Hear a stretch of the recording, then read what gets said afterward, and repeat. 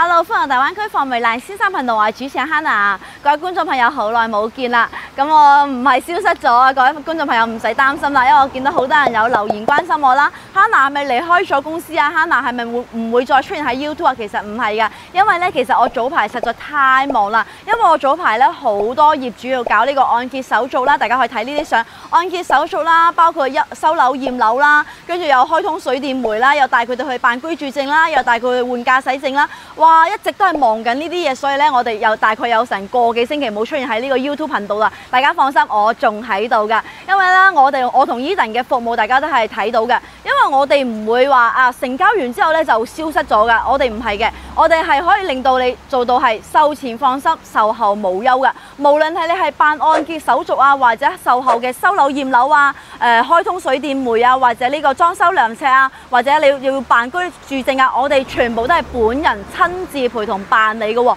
唔會派其他人去跟進你㗎，因為你知道啦，我同佢又唔熟，講唔埋嘅喎，因為我哋理解你哋嘅角度㗎，所以我哋一定會本人陪同你㗎，所以你哋可以放心呢個問題。所以咧，各位觀眾朋友，你揾我哋買樓唔單止有保障，亦都會令到你售後無憂㗎。OK， 咁我哋今日介紹嘅咧就係我屋企佳景康城啦。咁今日咧係7月11號嘅，咁大家都知道啦，尋日入10號嘅時候咧係落超級大暴雨㗎，佢大暴雨到係真係倒水咁倒落嚟嘅。有好多朋友就問我啦，Hannah，你屋企有冇水浸啊？或者路面有冇浸啊？嗱，大家可以睇下，今日係11號啦。嗱，俾大家睇下，今日係11號嘅。嗱，成個路面咧都係冇水浸呢個情況嘅，咁更加唔使講屋企啦。咁因為佳景康城嘅話咧，成個屋苑係抬高咗嘅，唔會浸到去你屋企嘅。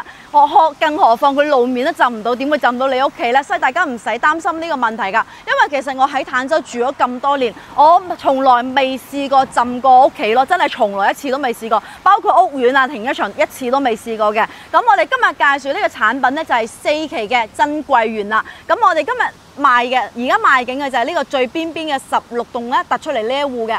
可以見到啦，成個外立面咧已經整得七七八八㗎啦。咁佢樓下嘅話咧會有2層商鋪嘅喎，1、2層都係商鋪嚟，由3樓先開始計算嘅。咁我哋見到啦，咁呢邊嘅話咧就係3期嘅商鋪啦，樓下咧會有便利店啦，咁有物業中心啦，有呢個剪頭髮嘅啦，仲有托管啦，仲有呢個揼骨啦，仲有呢個牙科。喺右手邊嘅話咧有呢個藥房啦。我哋可以行過嚟，有呢個海王星辰藥房啦，咁仲有姑媽呢個早餐鋪啦，咁仲有呢個蛋糕鋪，前面仲有間麥當勞係超大間嘅喎。你諗下喎，3期嘅商鋪都已經咁多啦，到時我哋4期2層嘅商鋪開業埋，哇！你諗下喎，落樓咧就可以完成生活所需啦。但係如果你話，Hannah，我想行商場喎，唔使擔心。喺佳景康城嘅話咧，周邊有3大商場㗎，左手邊有印象城啦，亦即係大家了解嘅 Sense 級啦。前方嘅話有南屏嘅華發商都啦 ，A、B、C 3個館嘅非常之大嘅。咁喺呢邊嘅話咧，有坦洲最大嘅商場優越城啦，所以你唔使擔心冇商場俾你行街 shopping 好冇 ？OK， 咁再講翻啦，咁佢嘅位置亦都係非常之優秀嘅喎，距離港珠澳大橋只需要17分鐘車程嘅啫，而且佢係有業主流巴車嘅喎，喺整個珠海、整個中山嚟講，佳景康城有最多班次㗎，一日有8班車㗎。咁如果你屋企有老人家啊過嚟揾你玩啊，或者有朋友過嚟探你嘅話呢，佢亦都可以坐呢個業主流巴車直接抵達到過嚟佳景康城㗎，亦都可以坐呢個流巴車直接翻到香港入邊嘅喎，所以咧佢係屬於交通方便，配套齊全㗎，而且而家價錢又非常之筍喎。OK， 咁而家仲剩得咩樓層呢？咁喺視頻嘅最後咧，會同大家公佈下喎。咁我哋而家先帶大家去睇下佢嘅示範單位先，因為16棟嘅話咧，示範單位未做出嚟㗎。咁我哋陣間會上9棟嘅示範單位，同大家講下喎，9棟、16棟有咩區別，好唔好？而家 Let's go。好啦，各位觀眾朋友，咁我一上到嚟佳景康城珍貴園9棟嘅實體樓啦，咁我喺7樓嘅位置嘅，咁我哋喺呢度咧需要同大家詳細咁分析下啦。咁我哋而家賣緊嘅唔係9棟啊嘛，賣緊嘅係16棟嚟嘅，因為16棟嘅示範單位咧仲未做出嚟㗎。咁我喺呢度咧需要同大家詳細咁分析下啦。咁喺9棟入邊咧，本身係有3個戶型㗎嘛，01、02戶型咧就係89平方嘅，02、03戶型咧就係105方嘅，咁04戶型咧就118方嘅，咁04戶型呢個118方咧喺16棟入邊已經取消咗㗎啦。咁我哋就唔講呢個戶型，淨係講呢個01、02、03啦。OK， 咁喺01、02咧，呢兩個89方咧係做到南北通㗎嘛。呢邊係主露台，呢邊係落地玻璃嚟嘅。咁105嘅話咧係單邊東南朝向嘅。嗱，主露台喺呢邊，呢個就係03戶型。嗱，呢個105方嘅。03、105啊嘛 ，OK， 咁而家最新賣緊，我哋而家賣緊嘅係呢個16棟嘅，咁16棟嘅話咧係成個戶型調轉翻嘅喎 ，OK， 咁調轉翻意思係咩咧？01、02戶型咧係105方嘅，咁反而佢嘅戶型咧會用翻之前9棟、10棟嘅89方咁樣南北通，有冇見到南北通嘅？呢邊主露台，呢邊落地玻璃嘅，呢個係105方嘅喎 ，OK， 採用咗89方嘅格局嚟嘅。咁而03、04呢個89方咧就採用咗之前03戶型嘅呢個105方嘅格局嚟㗎 ，OK， 有冇見到？因為佢係得單邊露台嚟嘅啫。咁佢嘅戶型上咧同呢個105係一樣嘅，所以9棟、10棟同埋16棟嘅戶型係完全調轉晒嘅。咁係105咧係做到南北通，89咧係做到單邊一邊露台嘅啫。OK， 咁呢個咧需要同大家詳細咁解釋下，因為16棟真係未做示範單位，我只可以咁樣同你哋解釋啦。咁所以咧，而家所有優點咧就集中晒喺呢個105方度啦。又有南北通，又有雙露台，主人房又有呢個咁大嘅露台，屬於贈送面積啦。所有優點全部擺晒105度嘅。咁89方嘅話咧，嗱，佢雖然係有個主露台，但係佢都會有個細露台嘅。咁但係咧，佢性價比非常之高喎，總價咧130幾到140萬就可以入手啦。咁如果你想要剛需嘅話咧，嗱，呢個89方係非常之 OK 嘅。但係如果你想戶型靚、格局正嘅話咧，嗱，就可以考慮呢個105方啦。OK， 咁樣講會大家會明白啲嘅。OK， 咁我哋一個嚟俾大家睇下啦。咁呢個咧就係9棟嘅02戶型89方啦。咁我哋嘅16棟嘅105方咧，就係呢個戶型嘅放大版，所有嘢都放大咗嘅。OK， 咁我哋參考下先。咁嗱，有啲咩俾到你咧？因為佢有新嘅交付標準啦，16棟會比之前9棟、10棟所有嘢都會升級咗嘅。咁喺視頻嘅最後咧，我會帶大家去睇下嘅，因為喺營銷中心度做咗個展示廳，展示咗邊啲係升級咗嘅。OK， 最後視頻會俾大家睇下嘅。咁有呢個門啦。貓眼啦、密碼智能密碼鎖啦，交付標準嚟嘅。咁廚房嘅話咧，嗱89方嘅廚房咧就會係咁大噶啦。嗱兩邊咁都有晒噶啦，上下廚櫃啦、抽油煙機啦、爐灶啦、消毒碗櫃啦、大嘅星盤啦、淨水器啦，呢啲全部都有嘅。上下廚櫃亦都係交付標準嚟噶。上邊仲好細心咁做咗呢個 Panasonic 嘅涼風系統嘅。咁出邊咧就係我所講嘅呢個第二個露台仔啦。咁佢係下邊可以擺洗衣機，呢邊就可以擺洗衣液同埋柔順劑嘅。因為我哋國內咧唔興將洗衣機擺喺廚房嘅，佢有單獨嘅洗衣房嘅。咁入邊呢個咧，嗱聽下聲，呢個咧就唔係木材質嚟嘅，因為咧喺露台度會日曬雨淋噶嘛。如果做木嘅材質嘅話咧，佢會容易變黑啦或者發脹啊嘛。佢用咗鋁合金嘅，所以咧日曬雨淋都唔使擔心噶。到時我哋熱水器咧就可以裝喺入邊啦。入邊好細心嘅，留咗個插座俾你，大家睇下，呢度有插座嘅，留咗俾你噶啦。咁好多業主朋友咧就興封窗就封咗呢邊嘅，留翻兩邊玻璃窗可以開嘅種就得啦。因為到時我哋需要晾衫曬衫噶嘛。到時上面咧就整個可以升上升落嗰種智能晾衫架啦，淘寶幾百蚊就搞掂嘅。嗱，可以撳個掣咧就可以升落嚟，撳個掣咧就可以降翻上去噶啦。OK， 咁我哋一關翻門。咁由於呢個9棟嘅話咧係靠近路邊嘅，所以啱先我哋會聽到有少少噪音啊嘛。但係我哋而家一關咗門之後，嗱有冇聽到一啲聲都冇晒啦？所以佢呢個玻璃咧係用咗雙層嘅間玻璃嚟隔音隔熱，好犀利噶。OK， 咁我一望過嚟望下先。咁89方喺9棟入邊咧就係南北通嘅，呢邊就係我所講嘅落地玻璃啦。呢邊咧就係露台。咁而家喺16棟咧就係呢個戶型嘅，就係所有嘢放大咗就 OK 噶啦。咁我一入嚟望下房間先。咁呢個咧就係洗手間啦。洗手間嘅話咧，我係好欣賞嘅，亦都係佳景康城做得比較出色嘅一個部分嚟嘅。咁鏡面櫃啦，咁呢種鏡面櫃嘅話咧，佢係兩邊鏡嘅喎，入邊又得，出邊又得。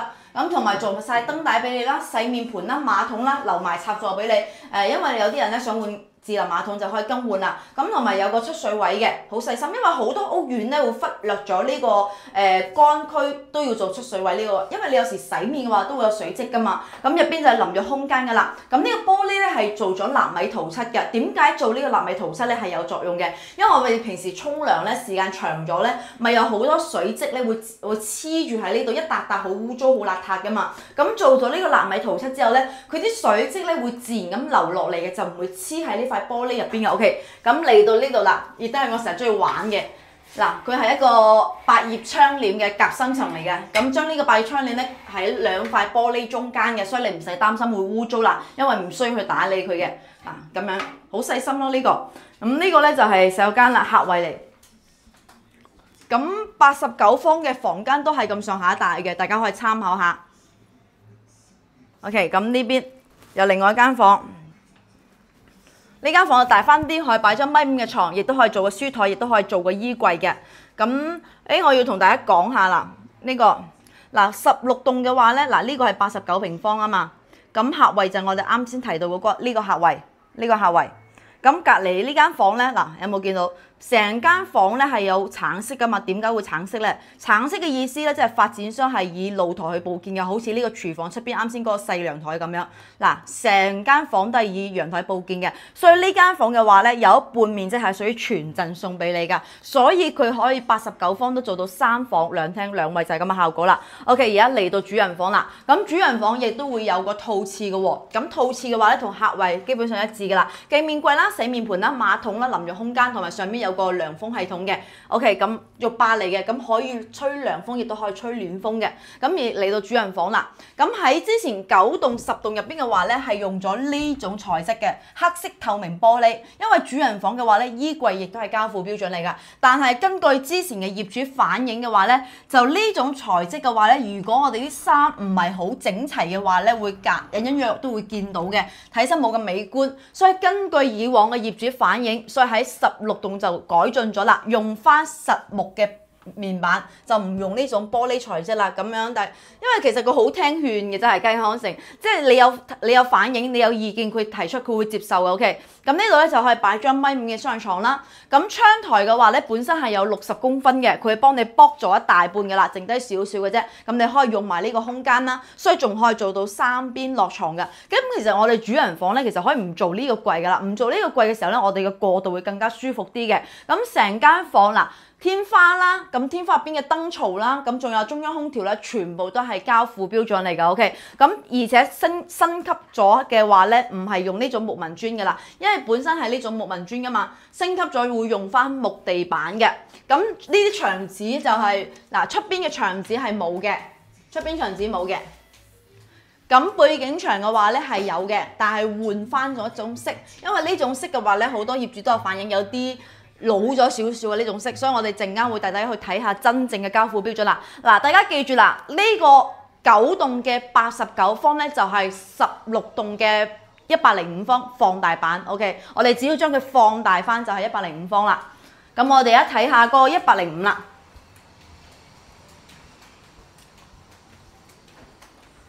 嗱，咁我哋而家過到嚟呢個105方。咁9棟嘅話咧，嗱睇下呢個就係9棟嘅105方啦。本身佢得一邊露台嘅啫嘛，大家留意咗。呢度咧就係廚房啊嘛。嗱，咁我打開個圖俾大家睇下。嗱，9棟105，嗱就係呢戶，呢戶啦就係105方啦。佢係得一邊露台噶嘛，呢邊就係廚房嚟嘅。但係喺新嘅我哋而家賣緊嘅16棟嘅話，就係呢個南北通嘅。嗱，有冇見到？咪等於我哋啱先89方嘅南北通咯。咁其實佢係將兩個戶型嘅格局調轉咗啊，就係咁簡單嘅啫。OK， 咁同樣呢啲門就唔再多講啦。咁廚房會大翻啲嘅，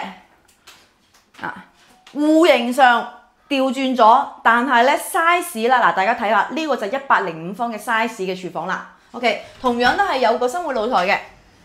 嗱，上邊做晒櫃啦，下邊擺洗衣機啦。OK， 咁我哋行翻過嚟。其實會長咗好多，長咗大概咁多位置俾89方，可以擺個雙門冰箱。咁而家嚟到個廳啦，嗱咁呢個戶型嘅話，大家留意啊，呢邊係露台啊嘛，呢邊係餐台嚟嘅，呢邊係餐台嚟嘅。咁喺16棟入邊嘅話咧，89方咧就係呢個戶型啦。89方就係呢個戶型，一模一樣嘅。嗱，呢邊係餐台，呢邊係露台啊嘛，睇唔睇得清啊？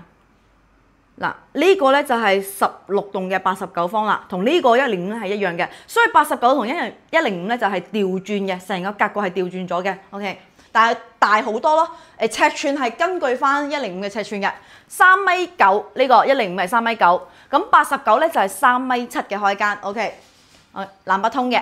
咁而家望下先，咁同樣，但係房間上咧105方咧就會跟翻佢嘅原本105方嘅尺寸，會大好多嘅，係大3房嚟嘅，而且非常之方正咯。咁呢個示範單位咧係做咗個創意嘅示範單位啦，剝咗個牆，剝咗個門嘅，但係咧房間咧嗱，你可以睇下好方正噶。咁其實你如果屋企冇咁多人住，你都可以參考佢呢種擺設方式嘅。咁我哋可以將張台褪翻前啲，我哋呢度咧可以擺張休息嘅梳化床嘅。咁如果有客人過嚟住嘅時候咧，我哋就可以拉出嚟啦，咁又可以俾客人住啦，咁又唔使浪費呢間房啊嘛。OK， 咁我而家行過嚟，咁呢邊咧就係客位嚟噶啦，亦都會比89方會大翻啲嘅。咁而家嚟到另外一間客房啦，呢間客房都非常之大啊。呢個戶型嘅話咧，兩間房 size 都非常之大。如果你話屋企啊，一仔一女啊，或者2個小朋友就唔使爭啦，因為兩間房 size 差唔多嘅。擺張1.5米嘅床，呢度仲可以做一排嘅衣櫃咯。因為其實都唔需要書台嘅啦，或者需要書台亦都唔需要咁大嘅書台咯，可以做到咁樣就 OK 嘅啦。呢度就全部做衣櫃咯。咁做咗衣櫃，仲呢個開間仲有咁闊添喎，係咪？呢個空間唔錯嘅。咁我哋一望下105嘅主人房啦。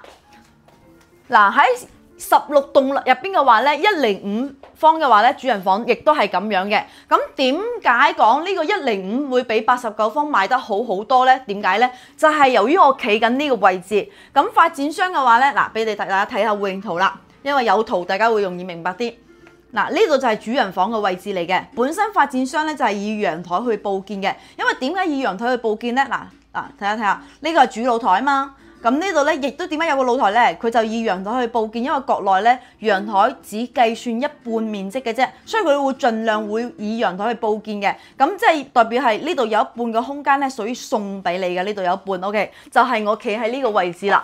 即係呢度一橛全部都係屬於送俾你嘅。咁交付俾你嘅時候咧，放心，佢會幫你封好晒玻璃啊，按照咁樣交付俾你嘅，會幫你封晒玻璃嘅。咁兩邊會留窗啦。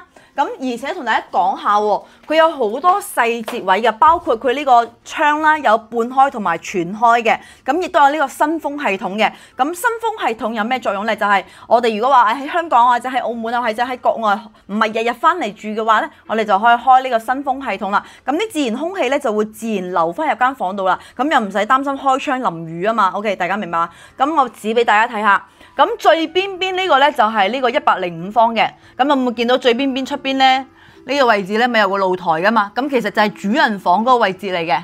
咁到時交付俾你嘅時候咧就會剝啊，呢度就做緊示範單位啦。有冇見到拉咗窗簾呢度啊？咁到時交付俾你咧，佢會做到咁樣交付俾你噶。所以你會多咗好大個空間咯。咁我哋前面褪翻過去。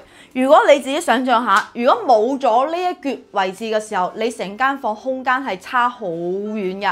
咁因為如果多咗呢個位置咧，你又可以擺按摩椅啦，又可以擺張台喺度飲下茶、飲下咖啡啊嘛。OK， 嚟到另外一邊啦，擺張1.8米嘅床，3邊落床。咁主人房嘅話咧，衣櫃亦都係交付標準嚟噶，但係就唔係呢種款啦，因為咧。呢個冇門嘅更加唔使講啦，因為而家新嘅16棟嘅話咧係根據以往嘅業主反映，會用翻實木嘅，就唔係呢種透明嘅。OK， 一個 L 字型嘅，89方咧就係一橫嘅啫。嗱，佢都係做原來都係換翻呢種一型嘅一字型嘅，冇做7字型啦。但係佢嘅洗手間會唔同咗，佢出邊會做洗手池，呢度會有個門嘅衣櫃出嚟，佢會將休息同埋洗手間分開咗㗎。咁轉過嚟呢度會有個門啦，做洗面盤嘅門呢度咧，再入嚟就係馬桶位置，再入到嚟先係洗手間嘅。嗱，成個格局會係按照咁嘅格局嚟嘅，咁會更加人性化少少。咁刷牙嘅刷牙喺出邊啦，咁去廁所啦，咁沖涼就沖涼啦。咁衣櫃就係咁樣，嗱，一樣唔同嘅，同呢度唔同咗，即係代表我哋到時16棟係咁樣嘅。呢度有個門入到嚟，呢度就係洗面盤啦。我哋可以喺度刷牙洗面。咁如果老公去廁所嘅，就可以入到嚟呢度去廁所啦。呢度廁所位嚟嘅，咁再入到嚟呢度就係淋浴空間啦。做咗分段式嘅喺16棟裏邊，哇，全部都改晒啊！所以我要好詳細咁同大家講下啦。OK，咁我而家睇完戶型啦，大家都了解得七七八八啦。咁我而家講下佢嘅位置喺邊先。哎呀，咁我哋而家喺9棟啊嘛。哇！啲綠化做得好快啊！早幾日咧就係種咗幾棵樹嘅啫，而家種得七七八八噶啦。因為樓下全部都係花園嚟嘅。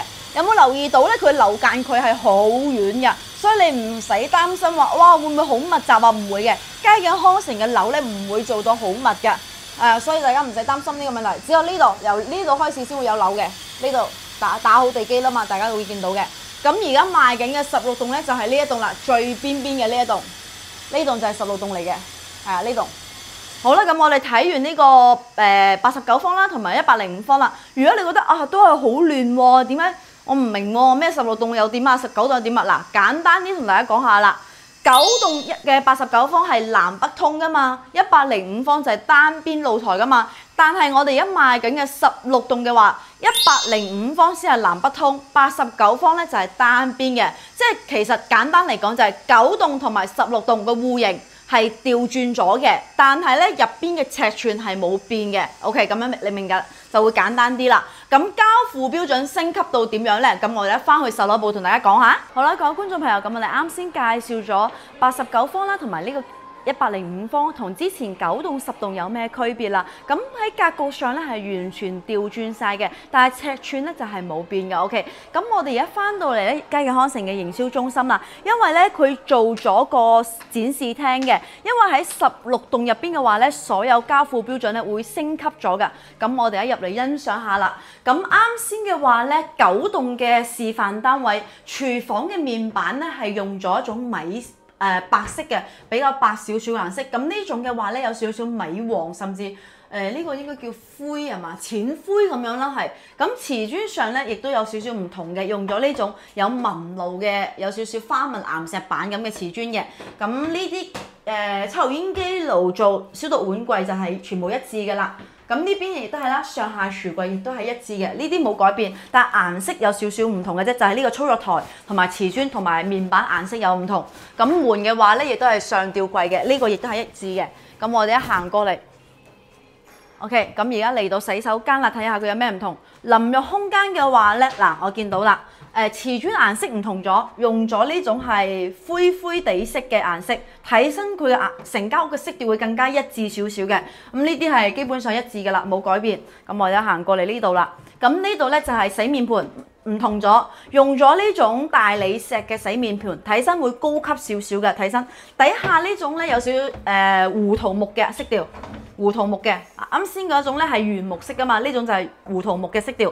咁上邊嘅話咧，亦都係胡桃木嘅色調嚟嘅。咁嘅面櫃呢啲就冇變到嘅，呢啲冇變到。咁馬桶個形狀有少少唔同，呢個好似方啲。咁同埋細心咗，呢邊做咗壁龕啦，可以擺啲備用紙巾嘅。呢啲係細節位嚟嘅，升級咗。OK， 咁成個洗手間色調係比較偏翻灰色調，因為呢啲瓷磚全部都係用晒灰色㗎，咁好細心啦。連呢個尾縫嘅話咧，我哋行過嚟呢度，尾縫都係用咗淺灰色嘅，搭配翻成間屋嘅色調會一致翻。好，嚟到房間啦，啱先咪講到咧9棟10棟咧用嘅係木紋磚啊嘛，雖然係木紋，但係都係磚。但係而家16棟升級咗，用翻呢種木地板啦。嗱，大家聽下，呢種係木地板嚟嘅，會全部升級咗用呢種。OK， 咁衣櫃啱先咪講到咧，玻璃嗰種咧，之前啲業主咪反映啊嘛，話玻璃要執啲衫好整齊先得嘅喎，唔係好肉酸嘅喎。咁亦都聽取咗之前嘅業主嘅反映啦，會轉翻呢種實木嘅衣櫃㗎。嗱，咁樣就你啲衫幾亂都冇人睇到啦，放心。嗱，會換呢種嘅。嗱，呢度全部掛衫，上面掛衫，下邊可以掛褲咯。咁呢邊就係摺衫嘅，用翻呢種實木嘅，米白色咁樣嘅，唔係嗰種死白嚟㗎，好柔和嘅色調呢種。OK， 咁而家嚟到啊，嗱，佢到時嘅話咧，房間會用翻牆紙嘅喎。嗱，大家睇下，過嚟睇下，有少少似3期樓王嗰種質地啊，有啲麻布嘅質地啊，牆紙睇身會高級少少㗎。窗嘅話咧係一樣㗎啦，都係 YKK 啦，同埋雙層嘅中空間玻璃嚟嘅。咁而家嚟到呢邊啦，咁地磚亦都唔同咗啦，呢種咧就係統一淺灰嘅。啱先嗰個好似有少少花紋嘅係嘛？係咪啊？呢個冇乜花紋嘅，統一色調淺灰嘅。咁背景牆咧會用咗呢種有少少金絲嘅感覺。啱先嗰個係一種啡黃啊，好比較老土少少嘅。而家換翻呢種比較高級奢華少少睇身，因為啲射燈射落嚟咧，佢會有少少反光嘅感覺㗎。咁到時16棟嘅話咧，會幫你配置埋窗簾嘅喎，因為喺9棟10棟咧，淨係得電動軌道啊嘛。咁佢會呢度咧16棟升級咗，幫你配埋窗簾㗎，有呢個紗窗簾啦，亦都有呢個遮光布嘅，呢個亦都係交付標準嚟㗎。OK， 咁我咧再褪翻出去啦。嗱，咁呢啲咧就係佢啲細節嚟嘅，佢細節到咧連用咩電線啊，跟住瓷磚嘅面板啊。咁用咗幾多度嘅油漆啊？1、2、3、4、5、6、7、8道工序先可以油呢個面漆，而且係好複雜嘅喎，因為佢要等一層乾咗先可以再上一層嘅，而且咧個時間會好長啊。跟住呢度就係用埋呢個瓷磚膠嘅，嗱1、2先批檔，再做防水，再整呢個瓷磚膠，再鋪磚嘅，再做尾縫嘅，尾縫顏色咧係一致嘅。咁我哋過到嚟啦。外牆嘅話咧，就係有冇留意到咧？點解佳景康城嘅話咧，一期已經有10幾年嘅喎，但係成個外立面都冇改變到咧？因為佢始終堅持用呢個白兔牌嘅瓷磚嘅，因為而家好多發展商咧為求慳錢啦、慳人工啦，用嗰種噴漆啊。但係噴漆嘅話咧，時間長會裂噶嘛，會變色噶嘛。但係呢種瓷磚嘅話咧，唔會變嘅，幾十年都唔會變嘅。OK， 咁嚟到呢個就係頁岩磚啦，咁呢個咧係自帶保溫效果嘅環保建材嚟嘅。咁相對於普通嘅磚嚟講咧，佢高保溫啦，同埋隔熱啦、隔音嘅更加好嘅。咁門嘅話咧，嗱會用呢種，呢個咧就係大門嚟嘅，即係89方呢個大門，實木門啦。哇，比啱先個更加高級啲喎。啱先嗰個咧係有少少岩板噶嘛，但係呢個咧配呢個金屬面板咧，睇身會更加有質地。咁同埋佢有人面啦、密碼啦、指紋啦、鎖匙啦，4合一嘅。OK， 應該係4合一啊。人面、密碼、指紋、鎖匙，係啦，4合一。OK， 咁呢個就係房間門。房間門嘅話咧，會深色咗少少嘅，會有啲類似胡桃木咁嘅色調嘅。更新咗係呢種大門更新咗係呢種。OK。咁而家嚟到呢邊啦，嗱咁呢啲窗嘅話咧一樣用嘅係 YKK 嘅，咁呢個咧就係雙層嘅，呢個就係單層嘅。咁單層嘅咧就得層好薄嘅啫，我伸隻手指睇先，嗱有冇見到冇罅嘅，聽到音嘅，咁呢個就係雙層嘅啦。嗱呢種我手伸唔入。嗱呢種就係雙層嘅，中間有條好闊嘅罅嘅，呢種就係雙層嘅。雙層隔音隔要好多嘅。OK， 咁而家嚟到呢邊啦。OK， 咁佢連最細緻嘅木板啦，嗱呢種都會展示埋俾你睇嘅。咁用嘅呢個手柄啦，哇真係好細啊，好多啊！你哋得閒跟我過嚟慢慢研究好冇？咁呢個就係智能密碼鎖啦。室內嘅即係大門用呢個。呢個可以人面，跟住拍卡。哦，唔係啊，5合1啦，仲有個張卡㗎。人面、拍卡、密碼、指紋、鎖匙，5合1係啦，講錯咗一樣添。OK， 呢個係背面嚟㗎，背面嚟嘅。咁而家呢個就係可視對講機啦。有朋友過嚟揾你玩，你就可以撳掣開門俾佢嘅。咁包括佢嘅門咧，嗱，而家更新咗係用呢種色調嘅胡桃木嘅色調啦。咁係防火，嗱，俾大家睇下。側邊嗱，佢切割咗出嚟俾大家睇下，好實淨啊！呢個真係啊，嗱呢個係大門嘅，本身9棟10棟咧呢邊係一個岩石板噶嘛，佢而家用咗呢種金屬嘅，睇起身更加有質感咯。OK， 呢個非常之唔錯，呢啲用嘅就係品牌啦。咁呢個咧就係淨水器嗰個飛利浦嘅淨水器，呢個亦都係交付標準嚟嘅。OK， 咁全屋嘅空調用嘅係日立空調啦，亦都寫得好清楚嘅。嗱，咁個空調咧，俾大家睇下，佢有做咗個，因為佢冇封實呢度啊，就係為咗展示俾你睇下佢入邊係點樣排呢啲水管嘅。佢嘅做法係點樣嘅？我哋其實咧叫風管機，唔係嗰種中央空調。風管機嘅話咧，即係佢係空調嚟嘅，但係佢做咗喺天花入邊，佢係有自己嘅外機嚟嘅，就唔係成棟樓咁 share 佢嘅冷氣咯，係每一戶都係獨立嘅，有自己嘅外機嘅。OK。OK， 咁呢個咧就係最新16棟嘅交付標準啦。咁講真啦，我覺得會高級咗好多，因為佢嘅色調啦，佢嘅咁你有冇睇下喎？胡桃木襯翻呢種岩石嘅，睇身成個色調啊、格調都唔同晒㗎。Hello， 各位觀眾，咁啱先就大家睇咗啦，16棟嘅星級交付標準又點樣啦？大家係咪覺得好靚呢？咁好靚嘅同時，大家就話啦，哇，價錢會貴好多啦。其實冇嘅，升級咗，但係價錢基本上係一致嘅。咁大家有冇了解清楚啱先我同大家講嘅9棟同16棟嘅有咩區別啦？咁16棟嘅話咧，105方咧係擁有晒所有優點嘅，又做到南北通啦、大三房啦，咁仲有雙露台啦。咁喺89方嘅話咧，就係單邊露台，但係亦都保留咗一個生活露台嘅喎，咁呢個兩個戶型都非常之唔錯，任君選擇嘅。咁喺89方嚟講嘅話咧，樓層選擇會多少少嘅，低中高都有。咁而家有一套好筍嘅啦，總價136萬就可以入手啦。咁折落嚟嘅話咧，均價大概15000出頭就 OK 啦，性價比之王啊！咁如果105方嘅話咧，就貨量少啲啦。咁低樓層得翻2-3套嘅，中樓層咧就14、18、24啦，咁高樓層咧就27到31都有嘅 ，OK。咁但係咧，佢有分單邊位同埋唔單邊噶嘛。